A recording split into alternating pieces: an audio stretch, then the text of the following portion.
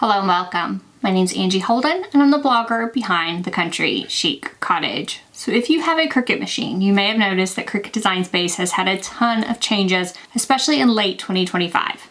So it took me a while to find everything and get used to everything, and I'm probably not even there yet. However, I am going to try to make this video to go over Cricut Design Space in 2025. Whether you just want to see what has changed or whether you are completely new to Cricut crafting, this video is for you and will be your guide to Cricut Design Space. Now, I am on a Mac computer. This should relate to everyone that's on a desktop or laptop computer. Now, if you are using a tablet or a phone, that is the mobile version of Cricut Design Space, and it is quite a bit different than what I'm going to show in this video. The terminology will be the same, but the placement of the various buttons and icons will be different. I am in the beta version in order to try to catch all of the latest and greatest changes to Cricut Design Space. And just for your reference, I am in beta 9.38.75. Now, I did want to say that I get no advanced knowledge as to when Cricut is going to make changes to Design Space, so this video could be relevant for a short period of time or a long period of time. However, the terminology and different things like that will stay the same.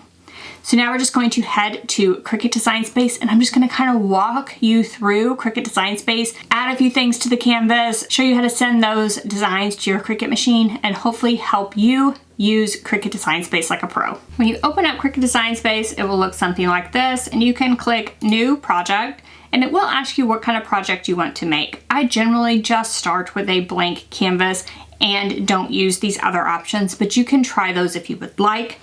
And also on this front page, it'll have some images for you, projects for you, and different things, and you can scroll down and look at these. I tend to go directly to the canvas and design my project. You can also use this search bar to search for projects if you would like. So I'm gonna go ahead and head to New Project and Blank Canvas. When I open up a new canvas, it'll look something like this. If I was to go to New Project, and let's say I wanted to make a folded card, then it will look a little different and it will walk you through a few different questions. So now I have my blank canvas, and down the side I can click New and again get those same options as before.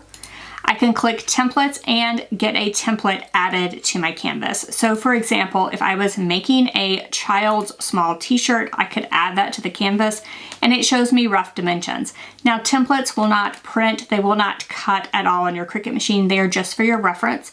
And I will note that I would still measure the blank that you have because these may not be accurate depending on sizing. Next, you can go to projects and you can search a variety of ready to make projects. So let's say I wanted to make a shirt for mom, I could sort of search for those. And if you can find a design here and want to use it, then you can just click on the project and you can either edit a copy or make it. So whichever way you would like to go. Now I will say some of these are user created projects, so your mileage may vary. It may work well or it may not. Next, down the left-hand side, we have shapes. Now some of these are free shapes and some of these will only be included if you have Cricut Access. So Cricut Access is the paid version of Cricut Design Space where you get access to various shapes, images, projects, fonts, and so much more. It is not required to use Cricut Design Space. However, some of the things I show may show a green A, and those are for Cricut Access subscribers only. If you don't have Cricut Access, you can still use them, but there may be a fee to use those items. So any of these shapes, you can just click to add them to your canvas. Next up, we have images. Again, you can just search for a variety of images. Seriously, there are so many images that anything I type in here, I usually get a wide variety of things to choose from. So I did want to note with this particular search, if you see something here, and you can see that the image itself is black, however, there is some text in blue. That blue text is usually text that you can edit. So if I pull this up, I can actually look at this group and I can see that the word Bosco is actually text. So I could change this to my dog's name instead. So look for those editable images as you search. Next up on the left-hand side is text, and you just click that to add text and you can just start typing. When I add text or I add a shape or I add an image, it does open up some options at the top. We will go over those options momentarily. I'm just going to continue with the options down the side for now. So under text, there is a monogram option. So when I click this, you'll see that the monogram maker is actually an access feature. So if you don't have Cricut Access, you won't be able to use the monogram maker, but this makes it very easy to make a monogram. You just add the initials in, and then you can start picking different monogram options and choosing your favorites, including even frames around that monogram. And then once you have it the way you would like it, you just click Add to Canvas, and you have a completed monogram that you can then resize to add to a variety of projects. The next option down the left-hand side is Upload, and this is where you will upload your own images and files. So once you go to Upload Image, you'll click Browse and find the image on your computer. Then you can click Continue. There is a background remover, and you can manually remove the background for free, or if you have Cricut Access, there's an automatic background remover. If the area is checked, the background has already been removed. So for this one, I'm fine. I can click Apply and Continue. And then when you are uploading, you'll have a few different options. Starting on the right, a flat graphic actually is your print then cut. So it will print on a printer and then you would cut around it. You would use this for something like a sticker. If you were doing something that only wanted to cut around the outside edge, the single layer will be what you want to upload. Now, if you have Cricut Access, you can play around with multiple layers option. It will try to take your image and make layers to make, say, this ghost where I could cut out the white separately from the black, separately from the yellow. Now, I do have a full video on uploading on layers because it is a little bit tricky, and I will link to that in the description below this video. I'm gonna go ahead and upload this one as a flat graphic and click Continue. You can add your own name, your own tags, and even make collections in order to organize the image you upload, and then go ahead and click Upload. Once you do that, it will add it to your canvas. Finally, on this left-hand side, they do have a Create AI button where you can click it and describe what you want to make, and AI will make your image for you. Now, I haven't used this a ton. I tend to stick with images that I've found on a website like Creative Fabrica or ones that are already in Cricut Design Space. So once you have a shape or an image on your canvas, so this area is called your canvas, you can click that and you can resize it by pulling the corners. You can also change the size of your canvas by zooming in or out. Once you click on an item, it will open up some options at the top. So I'm going to skip the pencil for now. The next option is undo and redo, so I could undo any changes that I've made. The next option is your operation. So right now, this circle is just a basic cut. If I wanted to draw it with pens, I could pick pen and it will draw around the outside. If I wanted to use the foiling tool and foil, I could pick foil, and again, it will go around the outside. And just to note that these operations do depend on the machine that you're using. So I went ahead and went back out and I picked a maker machine. If I pick the maker machine, there are more operations to choose from. So I can do a wavy cut and a wavy cut around. I can do a perforated cut. I can use a scoring tool, a deboss, an engrave. There are going to be more options with different materials. So be sure to pick the operation that you want to do on this screen before you click Make. If I wanted to do print and cut similar to that ghost image I uploaded, I would click Print and Cut. And you can also change the color here. That's extremely useful for something like print and cut, but it's also useful in just visualizing your project, seeing what colors you're using, and when you go to cut, all of the same colors will be on a single mat. I also like to click Advanced when I'm picking my colors because I don't always like the basic colors that they have here. So I'll click Advanced and I am able to literally pick any color that I would like and get it to match the material that I'm going to use. And then you could also make something a guide. A guide is similar to a template in that it won't actually cut or print. It's just something to use for you to resize. So let's say I had a circular blank, I could make it a guide. Then I could easily resize my image to fit onto that blank right in Cricut Design Space. I did also want to note that instead of dragging it to resize, you can type in an exact size in the top toolbar. You can also unlock and lock this. So if I was to unlock it, I could make this more of an oval. You can also click Arrange to bring things to the front or to the back. You can use these buttons to flip horizontally or vertically. So for example, this strawberry, I could flip it horizontally or vertically. Going back to being a cut circle, if I click this pencil icon, it opens up even more tools. So a variety of tools will unlock once you click this pencil icon. Right now, up at the top, you have an X and Y positioning. There is a rotation. So for instance, on this strawberry, I could type in an angle and it would rotate it. You can also hover over any of these corners and you can rotate it on the canvas itself. Now you'll notice when I click the circle, there's not as many options as when I click the strawberry. That's because this strawberry is made from two different objects. When you have more than one object, various things will open up. So if I add a circle and a square to my canvas here, if I pick both of those and click the pencil, now you can see all of those features open up. So what can you do and what do each of these do? The first one is slice, and this only happens when you have two objects, exactly two objects. So you need to have two objects that overlap.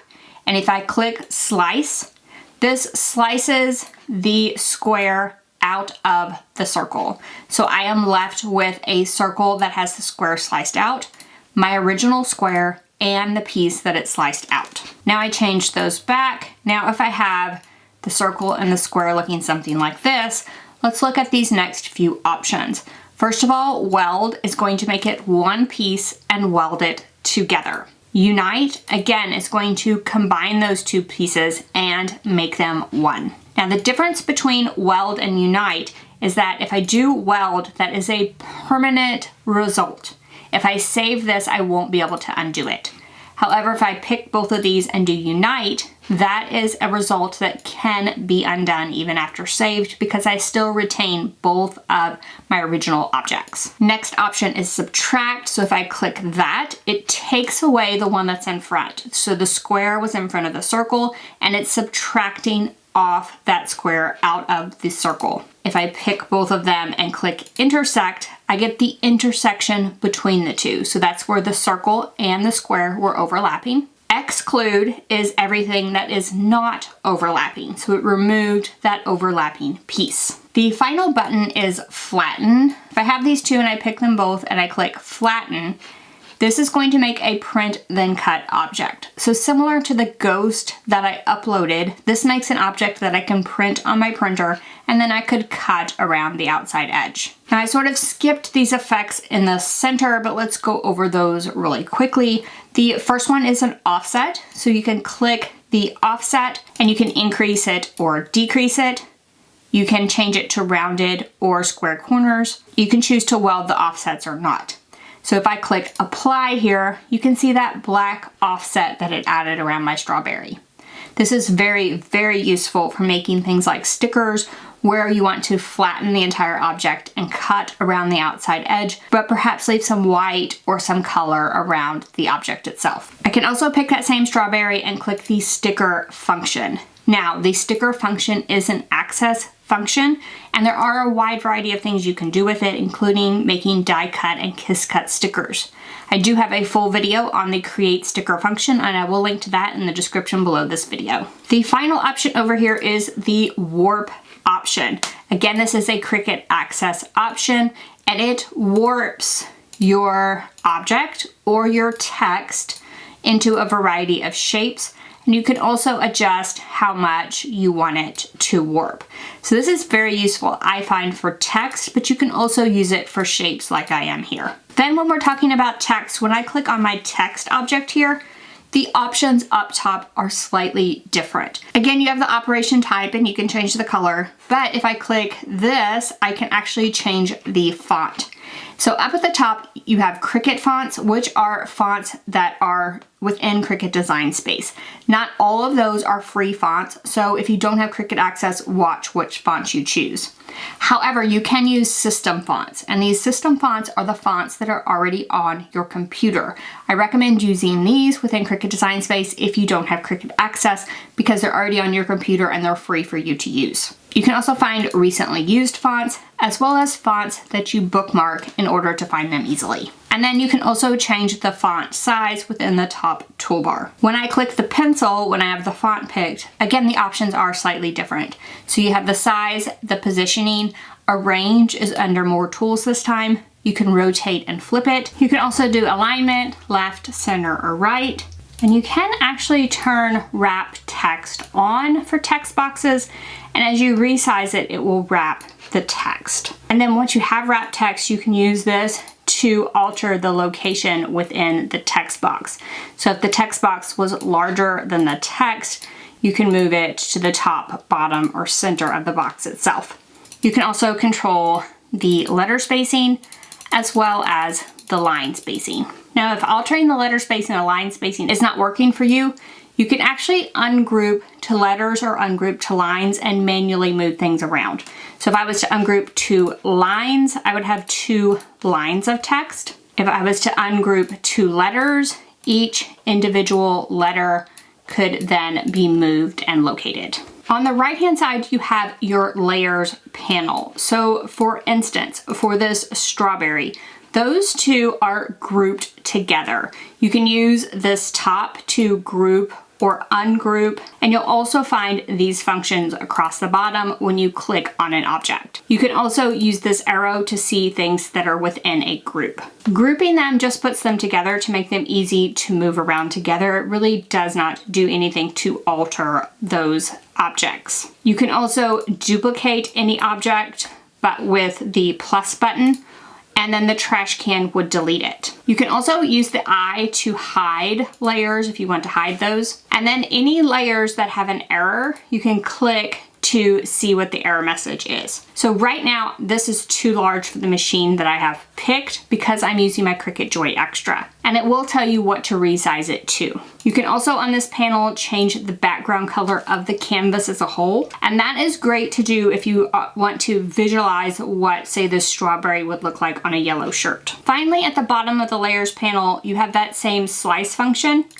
Combine includes those functions we already went over under more tools. And then you do have the attach function. So let's say I had this name and this circle. If I click attach, it will cut the name out of the center of the circle. You can also use this another way. If I have these 2 strawberries and say I wanted them to look exactly like this, I wanted to cut them exactly like this. If I leave them just the way they are, when it lays out on the mat, it's going to optimize the cut. So it's going to cut them probably right next to each other. But I want them to stay just like this. If you want something to stay just exactly how it is, you will need to attach it together. However, as you saw over here, it changed everything to this green. So what I would do in the case of these strawberries, if I were to attach everything together, it's going to want to cut everything out of the same material color. That's not what I want. I want to attach the red layers. In the control panel, I would pick the first red layer, hold down the Command or Control key, and click the second red layer and attach those together. Then do the same for the green layers. Then it will lay them out exactly like that when I cut them. And then once again, you do have the flatten button where you can flatten something to make it a print and cut. If I just pick the single strawberry layer, so just the red layer of the strawberry, the contour button opens up. So you can hide or unhide different cut lines with contour. But do be aware if I was to pick the whole strawberry, which is both objects, the strawberry as well as the green top, contour does not show up. So you do need to pick just a single object that has various cuts. Also, if I was to pick the green, it doesn't show up because it's just a single cut. So I just need to pick this red layer and then we can click contour. I could hide that cut. So I could basically remove that seed.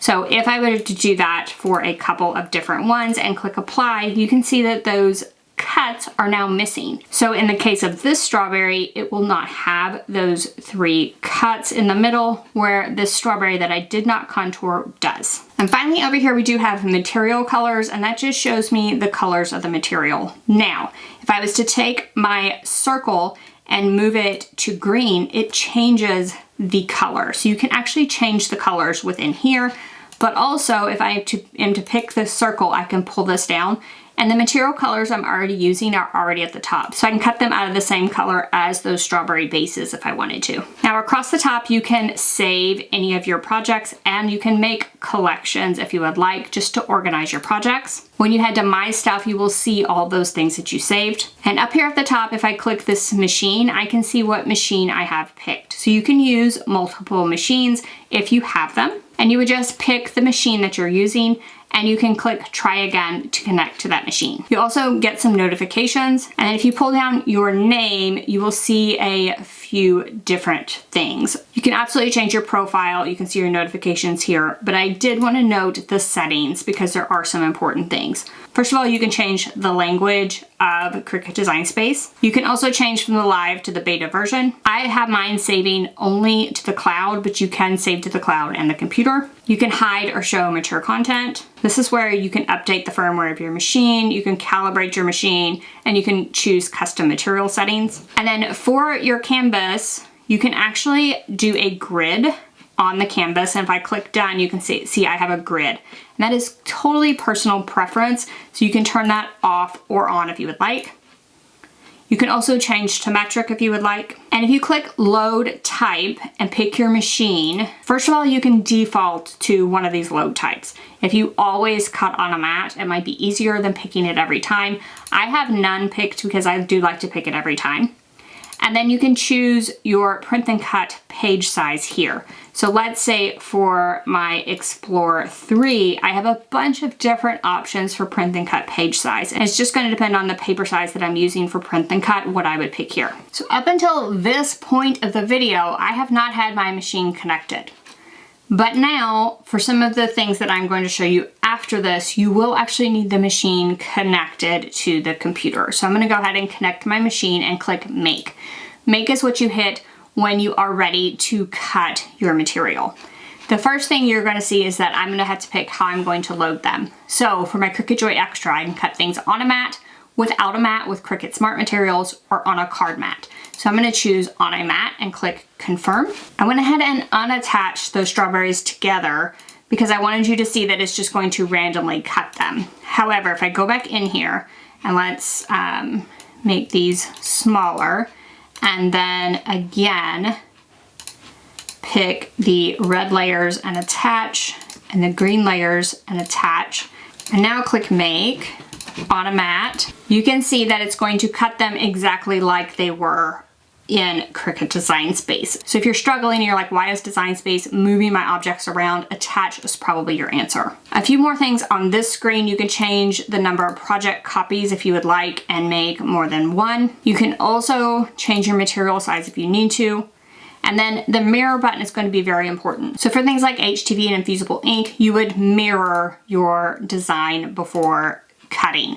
Now I do have an entire video on when to mirror and when not to mirror, and I will link to that in the description below this video. I will note here that if any of these you think I can probably squeeze that on another mat, you can definitely move the objects to another mat. Or if you decide that you don't need to cut one of these, say I only need one of these, I can hide this object. And maybe I want to move this one to this other mat. And I think that I can fit it on there regardless of what Cricut Design Space says. And then I can just move it over here and try to find a place it will cut. And maybe I don't care what color this particular one is, or I picked the wrong color. I could manually move it to the green mat as well and cut it out of the green. So you can move things around as well on the mat. If you would like to, say, move those together and say these strawberries, they could probably be together. So you can move things around before you actually cut. And then I'm going to go ahead and click continue. And the next thing you're going to want to do is to pick your material setting. So first of all, this is a very, very important step. This is what is going to get you the best cuts possible. And not all materials are the same.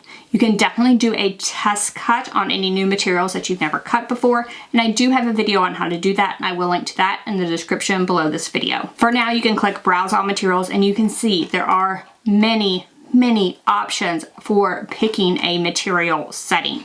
So let's say that I am cutting this out of iron-on. I can also search and see all the different types of iron-on settings that I can use. And yes, each of these are different. So for a lot of the materials I cut, I use the everyday iron-on setting. So I'm gonna go ahead and pick that for my example. And once you pick your material setting, you can pick the pressure. So there's more, less, or default pressure. I generally use the default pressure, but you can try the other ones as well. And you can click the Remember Material Settings box if all of your mats are the same material. Then next, you would just go ahead and load the mat into your Cricut machine, and it is telling you what tools that you need and what your next step is right in Cricut Design Space. So it will help to walk you through the steps. I did want to note that if I have something like this and it's a print then cut, so I went ahead and made this kind of like a sticker, and I click Make, the screen is going to look a little bit different. So when I click this, you can see this dotted line around this outside edge. That is the printable area. So if I do several stickers here and click Apply, you can see it's putting this one on an entirely different page. And yes, I can move that just like I did with the cut ones. However, I would not be able to put this outside of the printable area. So I couldn't move it up here like this. It's not going to let me. It's bouncing back because it cannot do a print then cut in this corner. So do keep the printable area in mind. And I do have a video using templates that might help you to maximize your print then cut area. And I will link to that in the description below this video. If you do have a print then cut and you click Continue, it's your first time doing print then cut, you haven't done it in a while, it will pop up and have you to calibrate. I'm gonna go ahead and say not now in this case because I'm only doing this as an example. Before you set your material for your print then cut, you are actually going to send this to a printer. You're gonna click Send to Printer. It's going to tell you that it's going to add sensor marks. That's what those corners are for. These sensor marks are what your Cricut machine reads in order to locate the cuts. And then you're going to go ahead and click Next. And you would pick the printer that you're going to use. You pick your number of copies. And the next one is Add Bleed or Not. So for this one, if I was to add bleed, when it prints, it will go around and add just slightly more green around this outside edge. And then when it cuts, it'll actually cut around the actual edge. But that extra green allows it to be off just a little bit and still look perfect. So on something like this with a green outside, I would probably go ahead and leave bleed on. If it is something where you're just printing, you're not going to cut it, you're just going to use the print out of Cricut Design Space, definitely turn this off. If you have something that is white around the outside, there's seriously no reason to leave it on. It's not going to do anything. You can turn it off as well. I like to actually use the system dialog box for printing. That way you can change things like making a high quality print, changing things within your printer settings. And then when you click print, that system dialog box will open up. I will note that on Mac, a lot of times it opens behind the Cricut Design Space window, so you might need to minimize everything in order to see it. Then after you've printed it, you will go ahead and pick your base material, and it'll go ahead and tell you what tools to load, just like before. So another example here, and this example has draw lines for pen as well as cut lines. And it is going to tell you what to do here. So on the Joy Extra, I need to load the black pen first, and then it's gonna stop and tell me to load the blade. If I had like the Explorer or the Maker, it would tell me where to put the black pen as well as where to put the blade. So if you have multiple operations, it will actually tell you what to do within Cricut Design Space and which to do first. Okay, so that was a brief overview of Cricut Design Space, and that was really quick. So I would encourage you to walk through this video slowly. Pause the video, give things a try for yourself. Playing around in Cricut Design Space is going to be the best way to learn it. I gave you a brief overview to hopefully push you in the right direction, but playing around in Cricut Design Space for yourself, experimenting with things, trying different things, remember that until you actually go to cut something, you've not hurt anything. Like you've not wasted any material. You don't have to purchase any images until you actually go to cut them. So you can even play around with different Cricut Access things and kind of look at them. And if you don't have Cricut Access, you can just delete those off your canvas or start an entirely new canvas. So I did want to note that Cricut Design Space, it can definitely be glitchy. So restarting your computer, restarting your Cricut machine is often the first step if you're having issues. And you saw that I was in the beta version. Sometimes you can switch between the two, between the beta and the live version, and you can get a better experience. So if you're struggling in one, try switching to the other. I did show you the screen where that was located, so you can switch to the other to see if that fixes your issues. Now, like I said, mobile is going to be different. Not all of the features are available on mobile. Perhaps you're struggling a bit on mobile on finding things. You definitely won't find all of the features on mobile, first of all. And second of all, it's totally going to depend on your device, because like iPhones and Androids can sometimes be different as far as Design Space goes. One thing I will say is that the Design Space app is free. A lot of people get caught up in searching for the word Design Space and they pick the wrong one. The Design Space app is always free, so be sure to get the right app. And again, playing around with it is going to be the best way to use it. You can use this video because the terms are the same. It just may be located in different areas. So play around with it, use this video to understand your terms, and as always, if you have any questions about Cricut Design Space, drop down the comment section, ask away. If you like this video and it helped you, give me a thumbs up. And if you haven't already, head on over to my YouTube channel, hit that subscribe button. I have videos just like this one every single week, and trust me, you don't want to miss any of those. So thank y'all so much for joining me, and I'll see you next week. Bye-bye.